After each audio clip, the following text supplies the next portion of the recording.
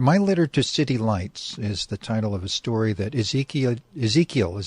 Kralin sent to have me read it on the show. He writes in San Francisco and listens to this show via tunein.com that he gets with Wi-Fi from a coffee shop that is downstairs and across the street from his second floor little apartment in a building that I'd like to talk to him at some point about, the description of the inside of that building, because he's written stories about things that go on in there, and I don't have a really clear picture of the arrangement. There's a bathroom at the end of the hall that everybody shares, as I understand it, and you've got your own room, and there's the kitchen sink in your room is like in the same room and like right next to where the bed is, and it's like the inside of one of those places. I imagine it's like some place that, like a demonstration little room where they have all of the rooms of an apartment sort of pushed together to give you an idea of how things work together.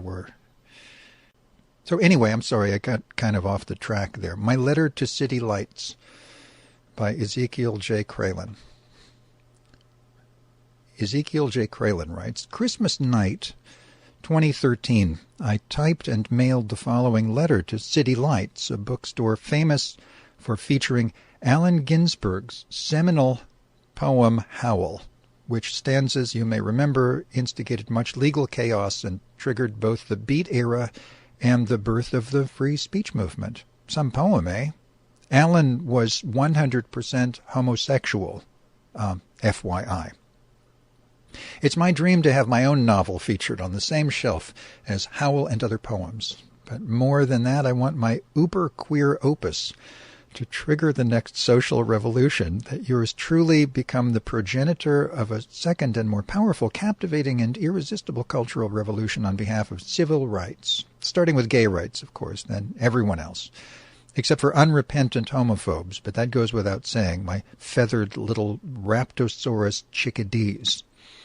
December 26, 2013. Dear City Lights, I hope you will find my novel worthy of your shelves. It's titled Free Me from This Bond, a real-life gay fairy tale of divine proportion. Just come out only 3 weeks ago via Friesen Press, subsidiary of Ingram Books. It's already available locally at Bound Together on Haight Street, the first bookstore I approached. City Lights is the second, though I will reach out to many more over the next few weeks.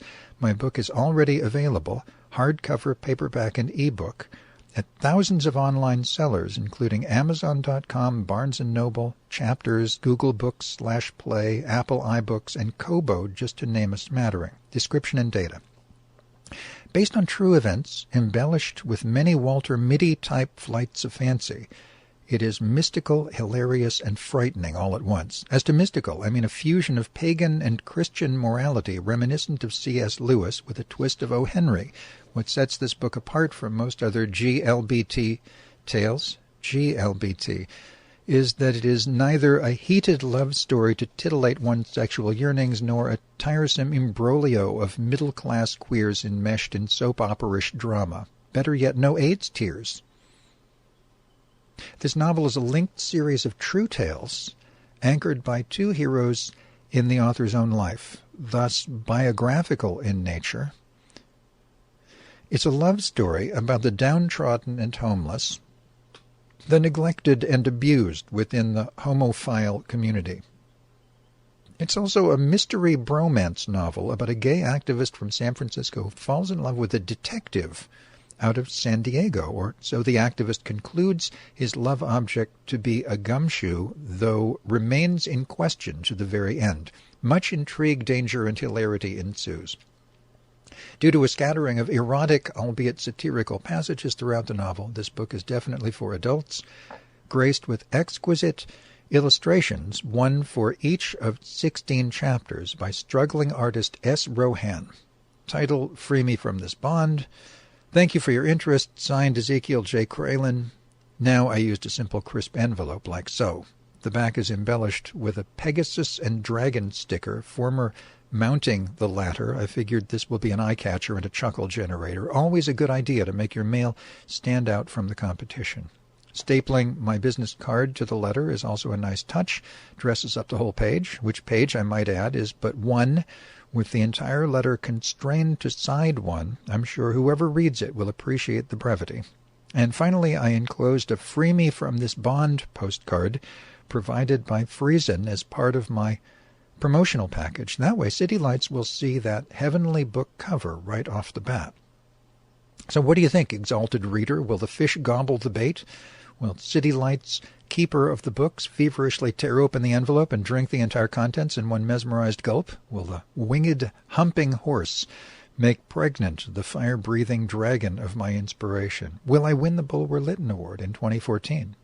Anyways, around 9 p.m., I stepped out to mail this missive destined to become the scattershot heard round the world. Before dropping it into the corner mailbox, I looked about the bleak, cold streets, normally overrun with fuming vehicles clattering like animatronic bats in hell.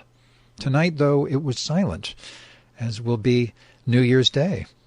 A straggling lunatic, clucking like a chicken, walked by, swinging an open bottle of cheap tequila.